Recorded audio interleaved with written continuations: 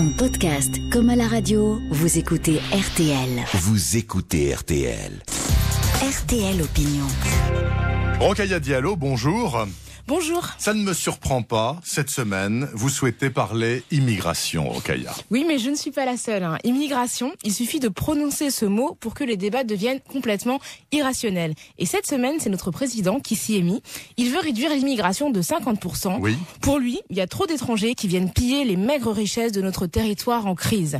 Et face à ce déchaînement, le Parti socialiste reste désespérément silencieux. Alors, entendons-nous bien, selon vous, Rokhaya, les étrangers en France ne sont absolument pas trop nombreux.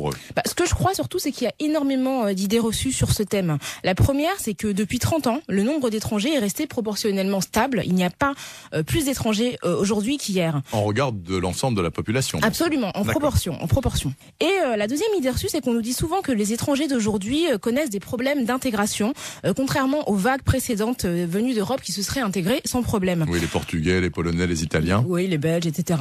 Alors ce qu'on oublie, c'est qu'au début du siècle dernier, ce n'était pas la nourriture halal qui faisait débat, mais on disait que les Polonais ne pourraient jamais s'intégrer parce qu'ils pratiquaient le catholicisme de manière trop appuyée selon les critères de l'époque, bien entendu. Donc on voit bien que les choses et les critères d'intégration, entre guillemets, changent selon les époques. Donc, selon vous, Rokhaya, mais ça ne me surprend pas, les immigrés ont toute leur place dans notre pays. Bien évidemment. Et je rappelle que la liberté de circulation est protégée par la Déclaration universelle des droits de l'homme. On ne devrait pas avoir à justifier le fait que chaque être humain ait le droit de se déplacer dans le monde.